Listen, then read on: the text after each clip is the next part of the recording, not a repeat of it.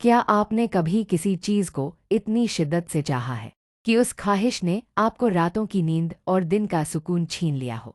Napoleon Hill कहते हैं, हर बड़ी सफलता की शुरुआत एक छोटी सी इच्छा से होती है, लेकिन वो इच्छा मामूली नहीं, प्यास जैसी होनी चाहिए।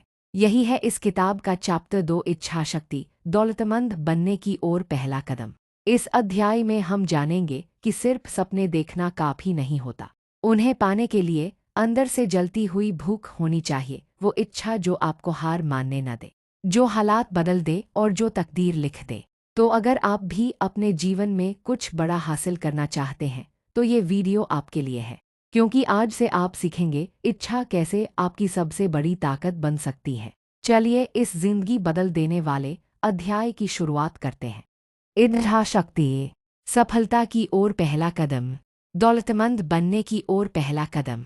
जब एडविन सी बर्न्स उस ऑरेंज न्यू जर्सी में मालगाड़ी से उतर तो उसके दिमाग में यह कति नहीं आया कि वह सिर्फ एक आगंतुक है, बल्कि वह एक राजा की तरह महसूस कर रहा था। जब उसने थॉमस अल्वा एडिसन के दफ्तर की ओर रुख किया तो उसका मन काम पर लग गया था। उसने मन ही मन खुद को एडिसन के सामने खड़ा पाया। उसने ये पाया कि एडिसन उसे जिंदगी भर का जुनून एवं चाहत पूरा करने के लिए अपने साथ काम करने का मौका दे रहे हैं। बर्न्स की चाहत सिर्फ एक उम्मीद नहीं थी, न ही सिर्फ एक साधारण सी इच्छा थी, बल्कि वह इससे भी कहीं ज्यादा थी। यह एक ज्वलंत चाहत थी जिसके लिए वह कुछ भी कर गुजरने को तैयार था। सबसे बड़ी बात यह थी कि उसने मन में यह निश्चय कर लिया था कि उसे यह हासिल ही करना है। मतलब उसकी चाहत निश्चित थी, उसका उद्देश्य दृढ़ था। जब वह एडिसन से मिला तो यह चाहत बर्न्स के लिए नई नहीं थी, बल्कि यह उसके मन में लंबे समय से सबसे अधिक हावी इच्छा थी। हो सकता है कि शुरुआत में यह चाहत सिर्फ एक इच्छा ही रही हो, पर जब वह एडिसन के सामने खड़ा हुआ तो वह सिर्फ एक इच्छा मात्र नहीं थी, बल्कि उससे भी कहीं मजबूत थी, कहीं दृढ़ थी। कुछ वर्षों बाद वह फिर से उसी दफ्तर में एडिसन के सामने खड़ा हुआ जहां वह पहली बार मिला था। इस बार उसकी चाहत वास्तविकता में तब्दील हो चुकी थी। वह एडिसन के साथ व्यवसाय करने लगा था। उसके मन में सबसे हावी सपना वास्तविकता में तब्दील हो चुका था। आज जो लोग बर्न्स को जानते हैं और उनसे ईर्ष्या करते हैं, वह बस इसलिए कि उन्हें लगता है कि बर्न्स को भाग्य की बदौलत एडिसन के साथ काम करने का मौका मिला था। असल में उन लोगों ने बर्न्स को सफलता हासिल करने के बाद देखा हुआ था। सच कहूं तो उन लोगों ने कभी उसके सफल होने के कारणों पर गौर ही नहीं किया। एडिसन के ऑफिस में काम करते हुए 5 वर्ष बीतने के बाद भी बर्न्स को सफल होने की कोई भी उम्मीद नहीं दिख रही थी। न ही ऐसा कुछ हुआ था जिससे वह एडिसन के साथ व्यवसाय में भागीदार हो सके। हर किसी के लिए वह एडिसन के दफ्तर में काम करने वाले सैकड़ों व्यक्तियों में से एक था, पर वह अपने मन पहले दिन से ही एडिसन के व्यवसाय का पार्टनर बन चुका था। बर्न्स की कहानी एक दृढ़ इच्छाशक्ति का बेहतरीन उदाहरण है। बर्न्स सफल इसलिए हुआ क्योंकि उसके मन में इससे बड़ी चाहत कोई नहीं थी कि उसे सिर्फ एडिसन के साथ काम करना है। उसने इसके लिए एक प्लान बनाया और अपने वे सारे रास्ते बंद कर दिए जिनसे वह पीछे पलटकर वापस जा सके। वह अपनी चाहत के साथ खड़ा रहा जब तक कि उसकी चाहत मन में हावी न हो गई और फिर वास्तविक रूप में न दिख गई।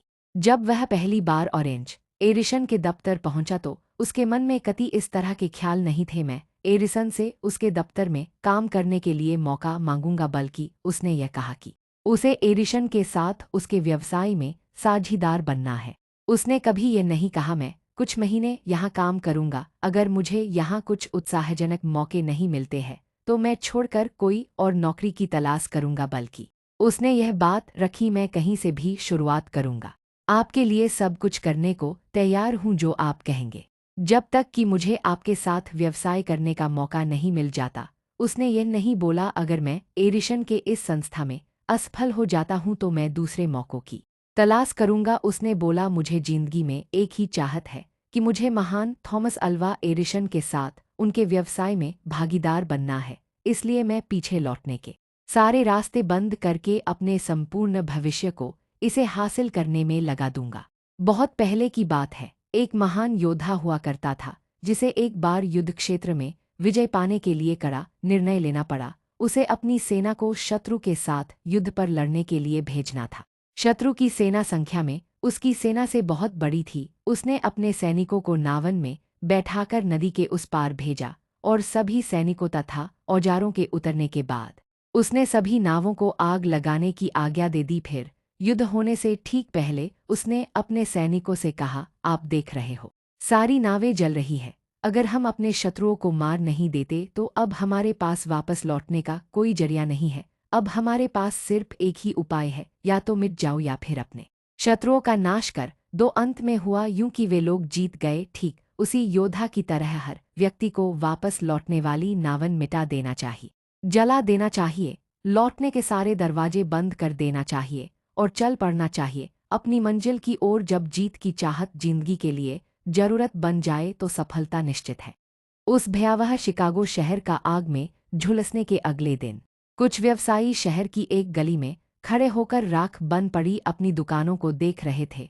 उन्होंने एक सभा आयोजित की जहां वे यह निर्णय ले सके कि शिकागो शहर को फिर से बनाना चाहिए या फिर देश की किसी अन्य भूभाग में बेहतर आशाजनक जगह की खोज करनी चाहिए। हर कोई सिर्फ एक ही नतीजे पर पहुंचा कि उन्हें शिकागो शहर छोड़ देना चाहिए और किसी बेहतर जगह की तलाश करनी चाहिए, सिर्फ एक व्यक्ति को छोड़कर।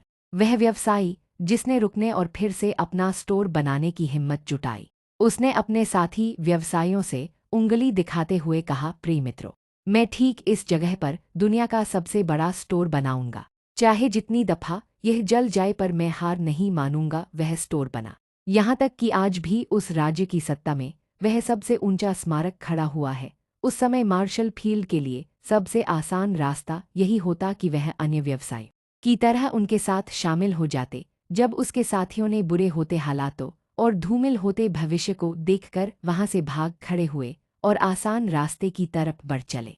यही जो अंतर मार्शल फील्ड और अन्य व्यापारियों के बीच था, ठीक वही अंतर एडविन सी बर्न्स और अन्य उन कार्यकर्ताओं में था जो एरिशन के दफ्तर में कार्यरत थे। ठीक यही अंतर हर सफल और अन्य असफल व्यक्तियों के बीच होता है।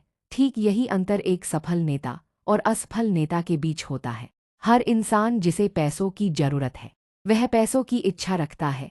सिर्फ इच्छा रखना आपको धनवान नहीं बना देता। लगातार अमीर बनने की चाहत जब तक जुनून न बन जाए और फिर उसके लिए निश्चित योजना बनाना एवं अमीर बनने के लिए दृढ़ प्रतिज्ञ रहना तथा असफल होने पर अपने योजना पर विश्वास रखना ही हमें अमीर बनने की ओर ले जाता।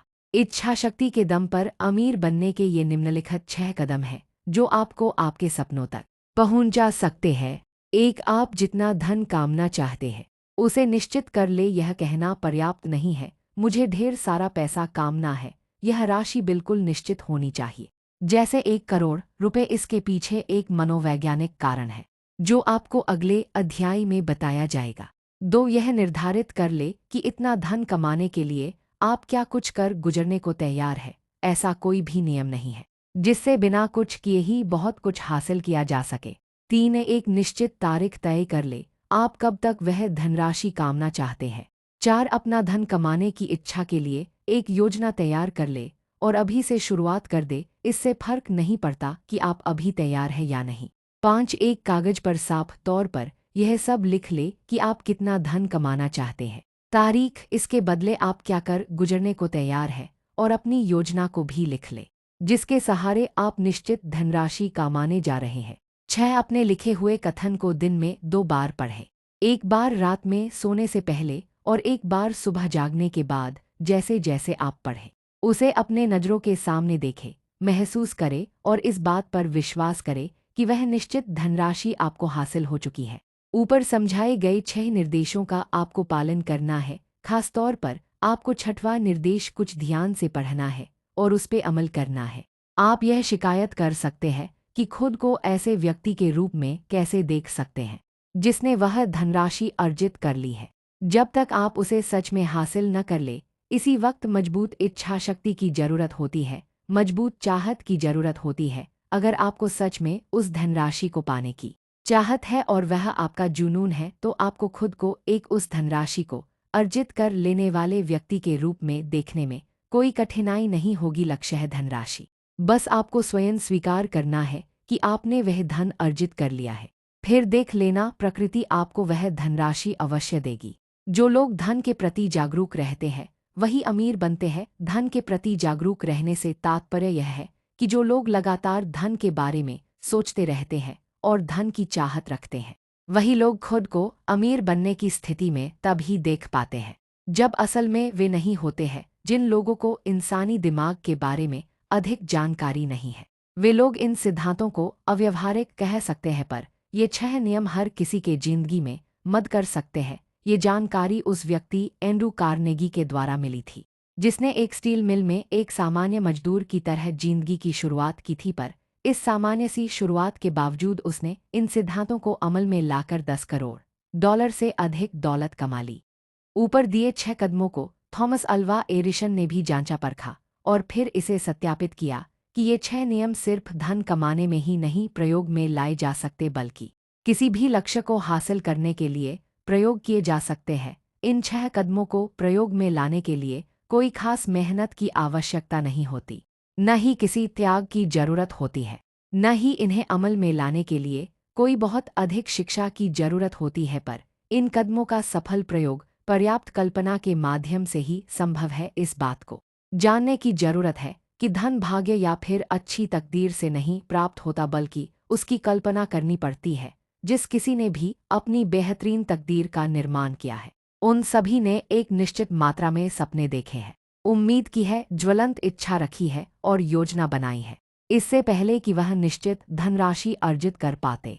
आपको यह भी पता होना चाहिए कि सभ्यता के प्रारंभ से ही जितने महान नेता हुए हैं, वे बहुत बड़े स्वप्नदर्शी थे। अगर आप महान अमीर लोगों की अपने मन में कल्पना नहीं कर सकते, तो आप कभी अपने बैंक में उतना धन नहीं देख सकते। सच्चे स्वप्नदर्शियों के लिए जितने अवसर आज हैं, उतने अवसर इससे पहले कभी नहीं थे। इस भागती दौड़ती दुनिया में जो लोग अमीर बनना चाहते हैं, उन्हें यह जानकर प्रेरणा मिलेगी कि आज दुनिया को नए विचार, काम करने के नए तरीके, नए नेता, नए आविष्कार, शिक्षा की नई तकनीकी, बेचने के नए तरीके, नई पुस्तकें, नया साहित्य, बीमारियों के नए इलाज और व्यापार तथा जिंदगी के लिए नए दृष्टिकोण की आवश्यकता है।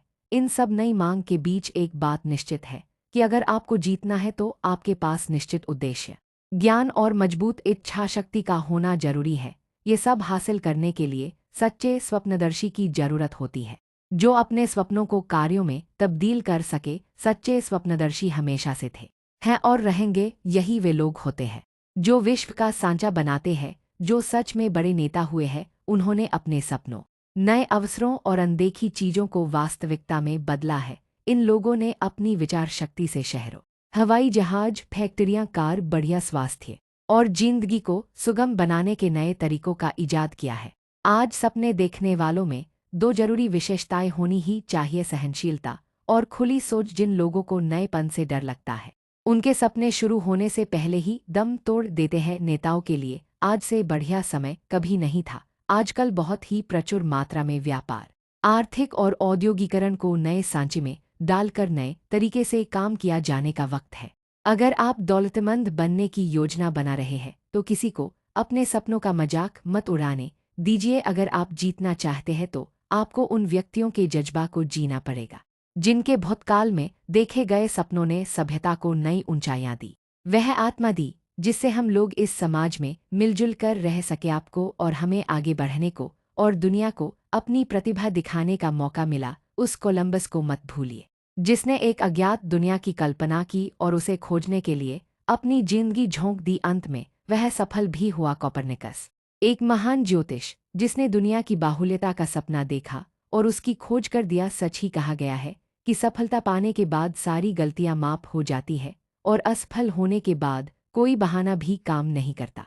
अगर जो आप चाह रहे हैं वह सही है और उस पे आपको विश्वास है, तो उसे हासिल करने के लिए आगे बढ़िए। आप अपने सपनों को झोंक दीजिए, और अगर कभी आप अस्थायी रूप से असफल भी हो जाए, तो उन लोगों की बातों को अपने दिमाग पर हावी मत होने दीजिए, क्योंकि उन्हें नहीं पता कि ये अस्थायी असफलता कामयाबी का द्वार खोलती है।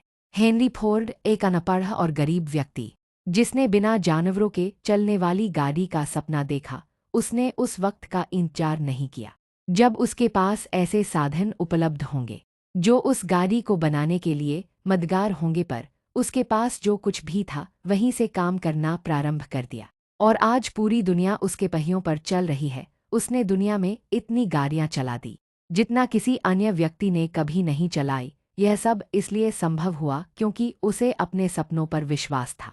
थॉमस अलावा एडिसन ने विद्युत से चलने वाले बल्ब का आविष्कार करने का सपना देखा, इससे पहले कि उसका यह सपना सच हो पाता। वह 10,000 बार असफल हुआ। सच्चे स्वप्नदर्शी काम को बीच में नहीं छोड़ते। लिंकला ने काले नौकरों की स्वतंत्रता का सपना देखा, अपने सपनों को कार्यान्वित किया और कभी इस बात को मन से जाने नहीं दिया कि उत्तर और दक्षिण अमेरिका एक साथ संयुक्त हो जाएंगे, जब तक कि यह असल में हो नहीं गया। राइट बंधुओं ने हवा में उड़ने का सपना देखा और आज पूरी दुनिया हवा में उड़कर एक जगह से दूसरे जगह जाती है। मार्कोनी ने हवा में संदेश भेजने का सपना देखा। उसके सपनों का परिणाम यह हुआ कि आज हम सभी के पास रेडियो है, टीवी है और मोबाइल फोन है। साथ ही साथ मार्कोनी के सपने ने उसे उसका केबिन और घर भी दिला दिया। इसने दुनिया के एक छोर में रहने वाले व्यक्ति को दूसरे छोर में रहने वाले व्यक्ति से जोड़ दिया। तुरंत कुछ ही क्षणों में कोई भी समाचार, सूचना और मनोरंजन संपूर्ण विश्व में फैल जाता है। आपको यह जानकर हैरानी होगी कि मार्कोनी के दोस्तों ने उन्हें हिरासत में ले लिया था और एक मनोवैज्ञानिक के पास इलाज के लिए ले गए। जब उसने उनसे यह बताया कि उसने एक ऐसे सिद्धांत की खोज की है जिससे हवा में संदेशों को एक स्थान से दूसरे स्थान पर बिना किसी तार के भेज जा सकता है। आज सच्चे स्वप्नदर्शियों के लिए बेहतर अवसर प्राप्त है। आज दुनिया को नए विचारों की आवश्यकता है, विश्व को नए आविष्कार की आवश्यकता है। आज दुनिया को आपके जैसे स्वप्नदर्शी की आवश्यकता है। रे क्रोच एक और बेहतरीन उदाहरण है, जिन्होंने अपने सपने साकार किए। क्रोच मिल्कशेक का मिश्रण बेचा करता था। उसके मुख्य ग्राहक रेस्टोरेंट और मिठाई वाले हुआ करते थे। हर कोई अधिकतम उस मिल्कशेक मिश्रण की 1 या 2 यूनिट खरीदते थे। एक दिन उसे सान बर्नार्डिनो, कैलिफोर्निया के एक छोटे से रेस्टोरेंट से 8 यूनिट मिश्रण का ऑर्डर मिला। उसने वहां पर जाने का निर्णय लिया ताकि ये पता चल सके कि वे इस 8 यूनिट मिश्रण का उपयोग कैसे करते हैं। उसने अब तक जितने भी रेस्टोरेंट देखे थे उनमें यह सबसे व्यस्त था। उसके मालिक मैकडोनाल्ड बंधु बहुत ही सीमित मेन्यू हैमबर्गर, चीज बर्गर, फ्रेंच फ्राइज, शेक और कोल्ड ड्रिंक उस क्षेत्र में बहुत ही कम मूल्य पर बेचते थे। क्रोच को यह अवसर दिखा और उसने सोचा अगर इस रेस्टोरेंट की श्रृंखला खोल दी जाए तो बहुत उत्पादन होगा और बहुत कमाई की जा सकती है, शायद पैसों का अंबार लग जाए। उसने मैकडोनल्ड बंधुओं के सामने इस विचार का प्रस्ताव रखा और उन्होंने हामी भर दी। कुछ ही वर्षों में मैकडोनाल्ड देश का सबसे अधिक फूड रेस्तरां ही नहीं बना बल्कि इसने फास्ट फूड इंडस्ट्री की भी शुरुआत कर दी। फिर क्रोच ने इस श्रृंखला को आगे बढ़ाकर संपूर्ण विश्व में फैला दिया और दुनिया के सबसे अमीर व्यक्तियों में शामिल हो गया। संपूर्ण दुनिया में अवसरों की अब कमी नहीं है। किसी भी तरह के सपने का पहला कदम मजबूत इच्छा शक्ति होती है। सपने उपेक्षा, आलसपन और महत्वाकांक्षा की कमी में नहीं जन्म लेते। न ही अब विश्व सपने देखने वालों का उपहास करता है और न ही यह कहता है कि यह अव्यवहारिक है। जिन लोगों को भी आज मनचाही सफलता मिली है वे लोग बुरी शुरुआत और कई धड़कन रोक देने वाले संघर्षों से जरूर गुजरे होते हैं। उनकी जिंदगी में छप्पर फाड़ के सफलता तभी मिलती है जब वे गरीबी और संकट के दौर से गुजर रहे होते हैं। जॉन बनियान को जब धर्म पर अपनी राय रखने के लिए जेल मिला था, उसी के बाद ही उन्होंने द पिलग्रिम्स प्रोग्रेस पुस्तक लिखी थी। प्रेम में असफलता के बाद कई लोग नशे में डूबने लगते हैं और अपनी जिंदगी बर्बाद कर लेते हैं। वह इसलिए कि अधिकतर लोगों ने कभी यह सीखने की कोशिश की कि सबसे मजबूत भावनाओं को किसी रचनात्मक स्वभाव में कैसे तब्दील किया जाता है। हेलेन केलर जन्म से ही गूंगे बहरे और अंधी थी। अपने इस दुर्भाग्य के बावजूद उनका नाम इतिहास में स्वर्णिम अक्षरों से लिखा हुआ है। उनकी संपूर्ण जिंदगी इस बात का प्रतीक है कि किसी भी व्यक्ति की हार तब तक नहीं होती जब तक वह उसे स्वीकार नहीं कर लेता। रॉबर्ट बर्न्स एक अनपढ़ व्यक्ति थे। उनका बचपन गरीब में बीता और बड़े होते होते उन्हें शराब की लत भी लग गई थी, पर प्रकृति ने उनके लिए कुछ बेहतर लिखा था। उन्होंने अपने सुंदर विचारों से कविताओं में समा बांधा था। उनका कविताएं लिखने का उद्देश्य दुनिया में बुराइयां हटाकर अच्छाइयां फैलाना था। फिल्मों में अत्यधिक सफलता भी उन्हें नए लक्ष्य बनाने से नहीं रोक सकी। उन्होंने अपने लिए नए लक्ष्य तय किए और व्यापार करने की ओर बढ़ निकले। उन्होंने अपना पैसा अंचल संपत्ति में लगाया, एक रेस्टोरेंट की श्रृंखला की शुरुआत की जिसने इन्हें अरबपतियों की सूची में ला खड़ा कर दिया। उन्हें जो भी लक्ष्य तय किया वह सोना बन गया। वह सफल होते चले गए फिर उन्होंने समाज की मदद करनी चाहिए, जिस कारण वह देश के कई दूर दराज इलाकों में गए, छोटे शहरों में गए और वहां पर उन्होंने बच्चों और नौजवानों को हिंसा और अपराध को त्याग कर, नशीले पदार्थों और गुंडागर्दी को न कहकर शिक्षित बनने की आवाज उठाई। उन्होंने कई संगठनों में सक्रिय नेता की भूमिका निभाई, जिससे लोग शारीरिक फिटनेस पर ध्यान दे सके। बुकर टी वाशिंगटन का जन्म गुलामी में हुआ। वे जाति और रंग से अछूते थे। वह सहिष्णु, सभी तरह के विषयों में खुले विचारों वाले और एक सपने देखने वाले व्यक्ति थे। उन्होंने सभी तरह की जातियों में अपनी अच्छी छवि बना ली थी। बीथोवेन बहरे थे, मिल्टन अंधे, परंतु जब तक यह दुनिया रहेगी उनके नाम भी स्वर्णिम अक्षरों में ऐसे ही लिए जाते रहेंगे, क्योंकि उन्होंने सपने देखे और उन्हें साकार किए। अर्नाल्ड श्वार्ज़नेगर एक अन्य व्यक्ति है जिन्होंने अपने सपनों को साकार किया। उन्हें दुनिया ने पहली बार दुनिया तब जाना जब बेहतरीन भारोत्तोलक को मिस्टर यूनिवर्स का खिताब दिया गया। पर श्वार्ज़नेगर सिर्फ एक मस्कुलर व्यक्ति नहीं थे, उनकी जिंदगी में सपने और लक्ष्य थे। सपने साकार करके वे एक धनी व्यापारी, सबसे अधिक मेहनताना लेने वाले फिल्म अभिनेता और अब कैलिफोर्निया के राज्यपाल बन गए। उनका जन्म ऑस्टिन में हुआ और बचपन भी वहीं गुजरा। बचपन से ही उन्होंने भारोत्तोलन की ट्रेनिंग प्रारंभ कर दी थी। 18 वर्ष की आयु में उन्होंने बॉडी बिल्डिंग की पहली प्रतियोगिता जीती। इसके बाद 5 बार लगातार मिस्टर यूनिवर्स बनने का खिताब भी उनके नाम ही है। फिर वे यूनाइटेड स्टेट्स विस्थापित हो गए और वहां पर भी ऐसी ही प्रतियोगिताएं जीतते रहे। हालांकि उन्होंने बॉडी बिल्डिंग में क्षेत्र में वह सब कुछ हासिल कर लिया था जो किसी अन्य व्यक्ति को प्राप्त करना मुश्किल होगा। उन्हें अब इस क्षेत्र में कोई चुनौती नहीं दिखी, इसलिए उन्होंने अपनी प्रतिभा को अन्य क्षेत्रों में भी आजमाने के बारे में विचार किया। उनकी शारीरिक गठन की ट्रेनिंग ने उन्हें यह सिखा दिया था कि आम जनमानस को इन सब की जानकारी नहीं है और ये जानकारी सभी से साझा करनी चाहिए। उन्होंने एक आतक था Arnold the education of a body builder लिखी, जो बेस्ट सेलर साबित हुई। फिर उन्होंने महिलाओं के लिए एक किताब लिखी जिससे वे अलग तरह की अभ्यास से अपने शरीर को गठित कर सके। इस किताब ने उन्हें एक व्यापार करने के लिए प्रेरित किया। उन्होंने एक कंपनी खोली जो बॉडी बिल्डिंग के आयोजन कराती थी। इस व्यापार ने उनके लिए व्यवसायिक क्षेत्र में सफलता के रास्ते खोल दिए। उनका अगला लक्ष्य के बड़ा फिल्म स्टार बनना था। हालांकि उन्होंने फिल्म करियर की शुरुआत तभी कर दी थी जब वह बॉडी बिल्डिंग क्षेत्र में थे। छोटे छोटे रोल करने के बाद उनकी दृढ़ इच्छा शक्ति तब काम आई जब उन्हें कॉनन थे बारबेरियन फिल्म में मुख्य रोल मिल गया। इस फिल्म श्रृंखला ने उन्हें हॉलीवुड का सबसे अधिक मेहनताना वसूलने वाला नायक बना दिया। सन 2003 में श्वार्ज़नेगर राजनीति में आए और उन्हें कैलिफोर्निया का राज्यपाल चुन लिया गया। आप श्वार्ज़नेगर की जिंदगी से बहुत कुछ सीख सकते हैं। आपकी जिंदगी सिर्फ एक ही क्षेत्र के लिए सीमित नहीं है। श्वार्ज़नेगर ने भी अपना जीवन सिर्फ बॉडी बिल्डिंग के क्षेत्र में ही झोंक दिया होता तो भी वह काफी सफल हो जाता, पर उसने इससे कहीं ज्यादा का सपना देखा। उसने ऊंचे लक्ष्य निर्धारित किए जिनमें चुनौतियां थीं और उन्हें हासिल कर लिया। उसने अपनी पिछली सफलताओं से शिक्षा बेकार नहीं जाने दी और उसका हर क्षेत्र में उपयोग किया। श्वार्ज़नेगर की तरह आप अपने आलोचकों से डरिए मत। आलोचकों ने उसकी पहली फिल्म में उसकी कड़ी निंदा की थी, परंतु उसने हार नहीं मानी और अपना कार्य जारी रखा। इसी दृढ़ता ने उसे हॉलीवुड के सबसे अधिक मेहनताना लेने वाले अभिनेताओं में शामिल कर दिया। अगले अध्याय में बढ़ने से पहले आप उम्मीद, विश्वास, साहस और सहिष्णुता की शक्ति को मन में पूरी तरह से बैठा लीजिए। अगर आपके पास यह मनःस्थिति और इन सिद्धांतों के काम करने के नियम ढंग से पता है तथा इन्हें अमल कर रहे हैं तो यह समझ लीजिए आप वह सब हासिल करने के लिए तैयार है जो आप चाहते हैं।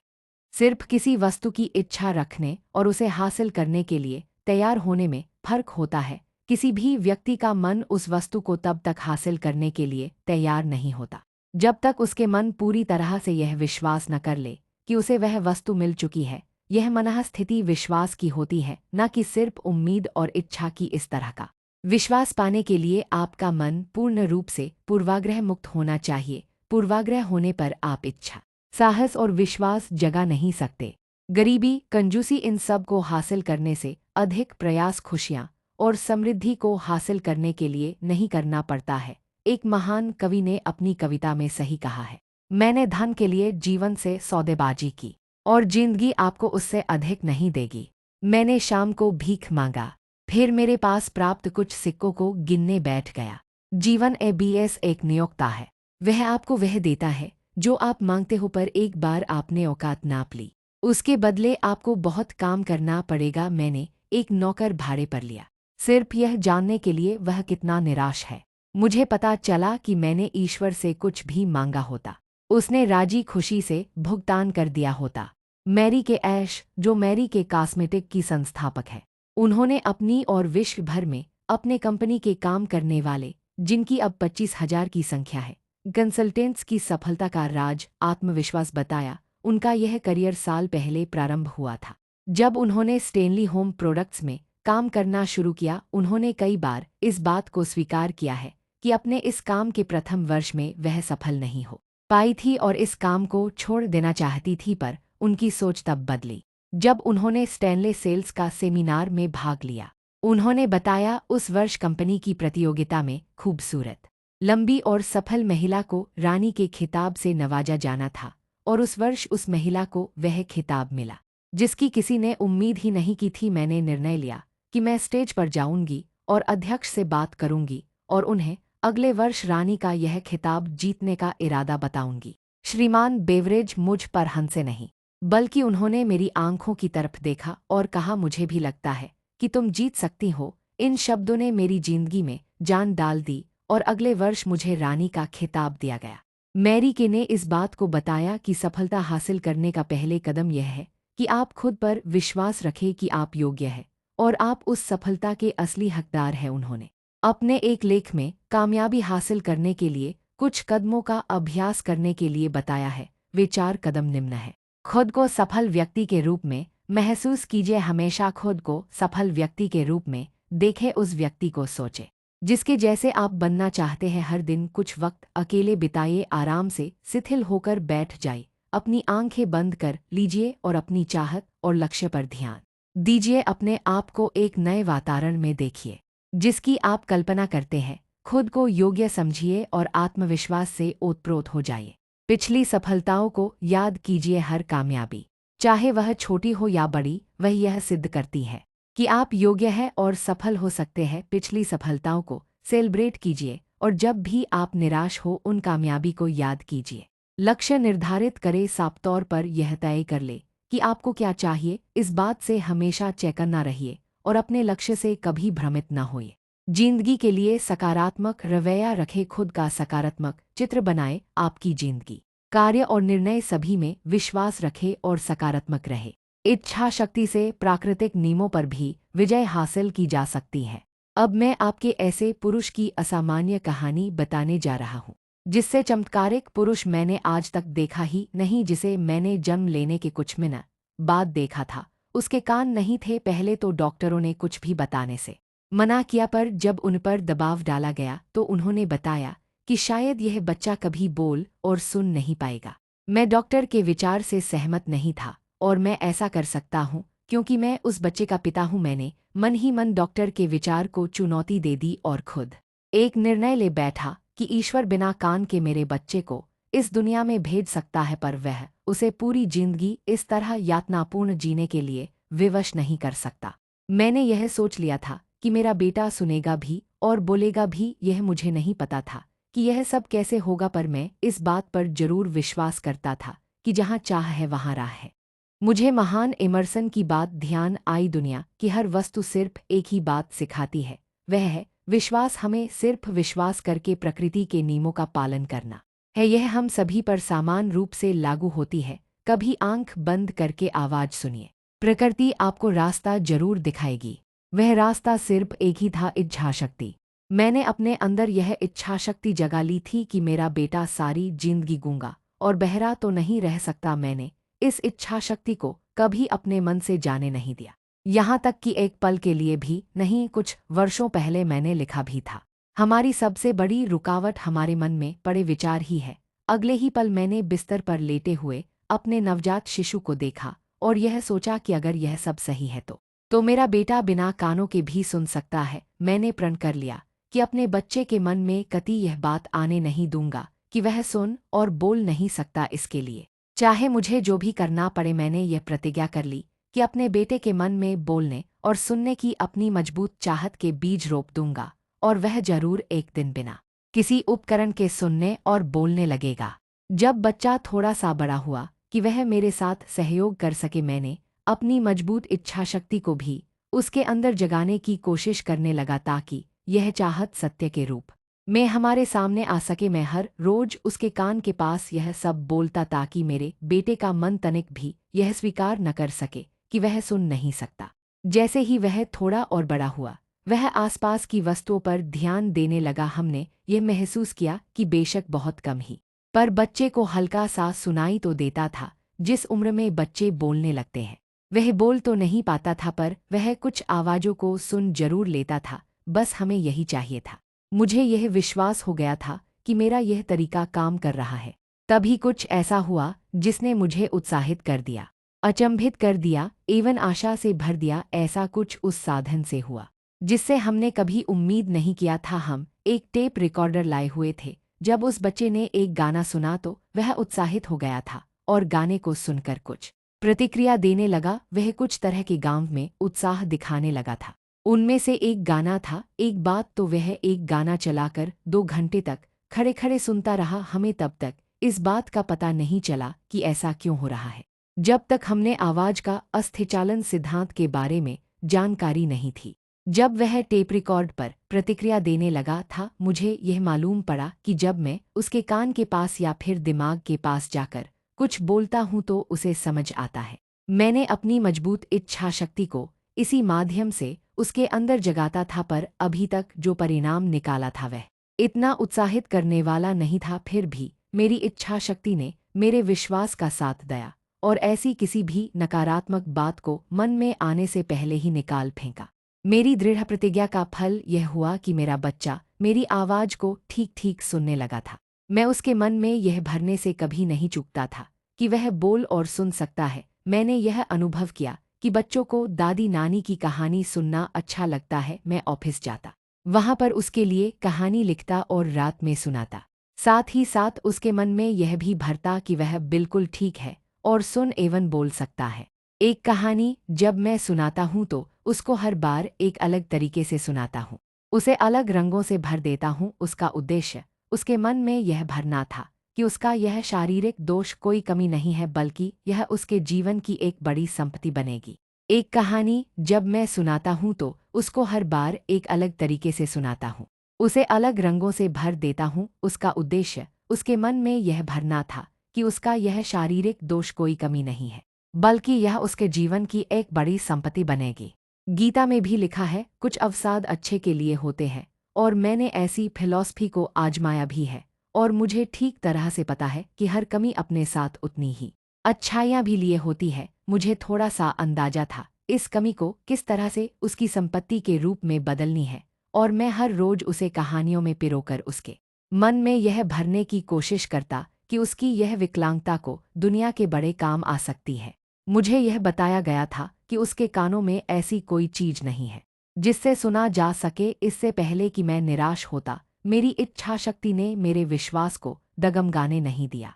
मैंने अपने बेटे के अंदर भी यह विश्वास जगा दिया था। सबसे खास बात उसकी अब यह थी कि वह मुझसे प्रश्न नहीं करता था और हर बात को मान लेता था। मैंने हर तरह से उसके मन में यह बात भर दी थी कि उसे अपने भाई से अधिक अच्छे परिणाम मिलेंगे। उदाहरण के तौर पर यह बच्चा सभी अध्यापकों के लिए विशेष था, इसलिए उस पर अधिक ध्यान देना लाजमी था। उसकी माँ ने उन अध्यापकों से मिलकर यह समझा दिया था कि उसे अधिक ध्यान दिया जाए जब वह इतना बड़ा हो गया कि वह समाचार पत्र वितरण कर सके। तो मैंने उसे यह समझाना शुरू कर दिया कि वह अपने भाई, उसका बड़ा भाई बाजार में समाचार पत्र बेचता था, इसे अधिक पैसा कमा सकता है क्योंकि वह अपने भाई से अधिक बुद्धिमान और मेहनती है।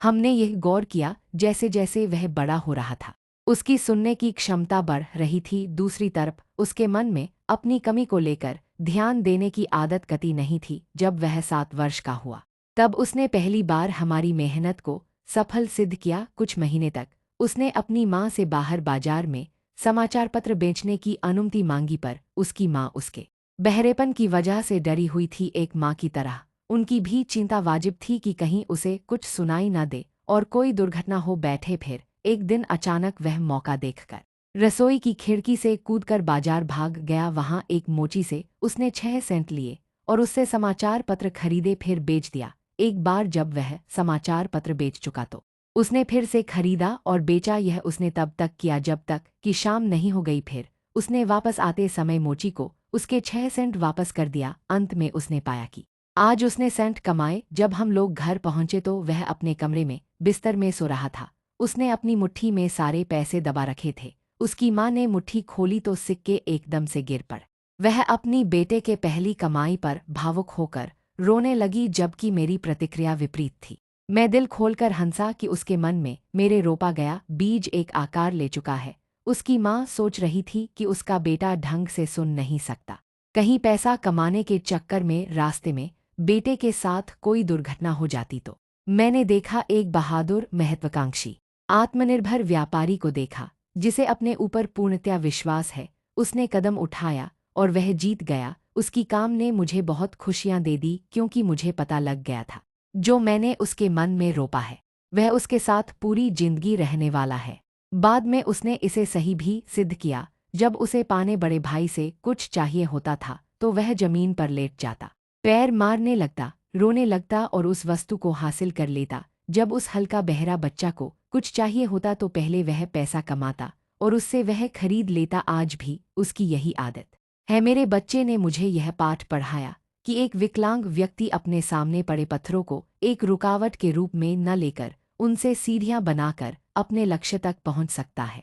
वह छोटा बहरा बच्चा हाई स्कूल और ग्रेजुएशन तक पहुंच गया, जबकि उसे तब तक नहीं सुनाई देता था।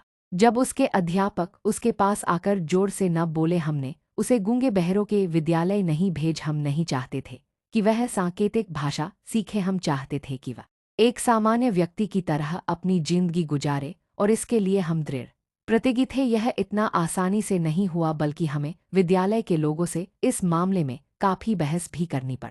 जब वह 10वीं कक्षा में था तब उसने एक कानों में अच्छे से सुनाई देने के लिए एक मशीन लगाई, पर उसका कोई फायदा नहीं हुआ, क्योंकि जब वह 6 साल का था तो शिकागो के रहने वाले डॉक्टर जे जॉर्डन विल्सन ने बच्चे के एक सर के एक भाग का ऑपरेशन किया था। उसने पाया कि उसके कान में ऐसी कोई भी प्राकृतिक अंग नहीं है जिससे सुना जा सके।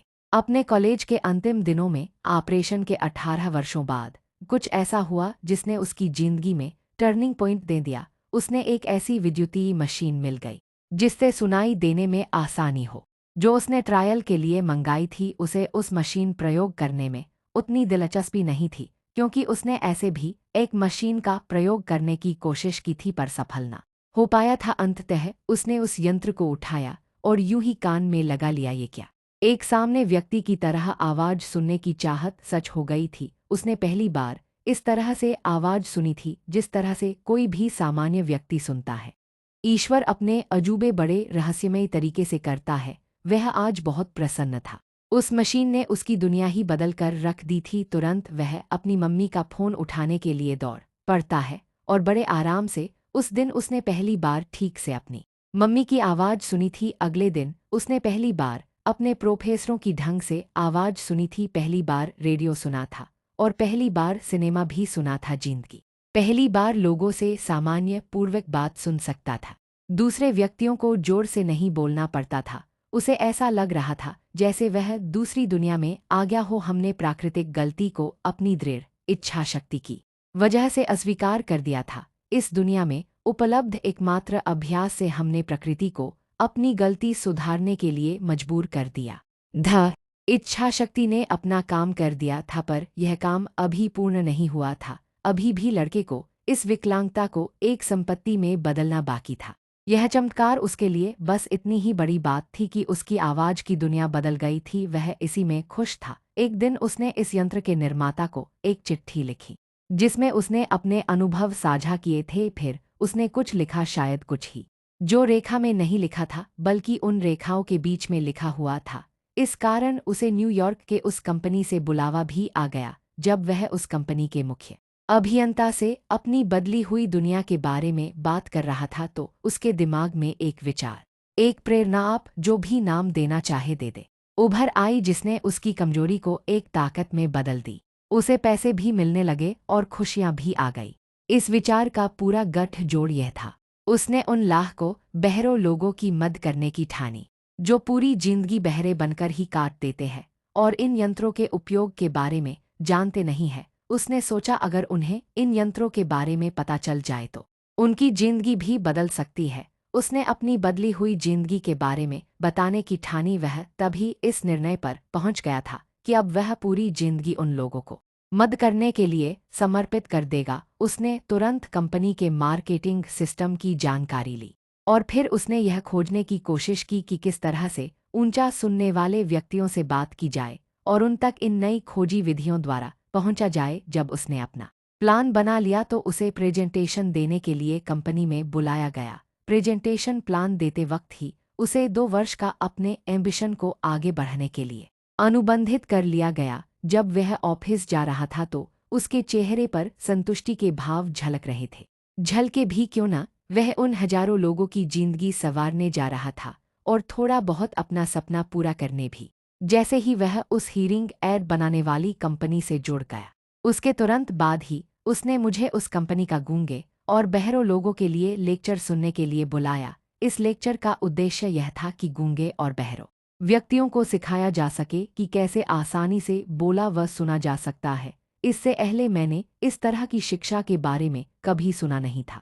फिर भी संशय और इस बात की उम्मीद करता हुआ मैं वहां पहुंच गया कि मेरा वक्त बर्बाद नहीं होगा। मैंने वहां पहुंचकर पाया कि जो चाहत मैंने आने बेटे में पैदा की थी उसकी वजह से उसके अंदर उन बहरों लोगों के लिए बहुत कुछ कर गुजरने का लक्ष्य था। मैंने वहां पर यह पाया कि जिस सिद्धांत का मैं पिछले 20 वर्षों से प्रयोग कर रहा था उसी के माध्यम से वहां गूंगे और बहरों लोगों को उनके जीवन से आगे निकलने की सलाह दी जा रही थी। अपनी जिंदगी के बदलने के बाद से ही मेरा बेटा ब्लेयर और मैं दोनों लोग उन गूंगे बहरों के लिए लग पड़े। इसमें निश्चित ही कोई संदेह नहीं है कि अगर ब्लेयर की माँ और मैंने उसके दिमाग को आकर देने की कोशिश न की होती तो वह जीवन भर गूंगा और बाहर बना रहता।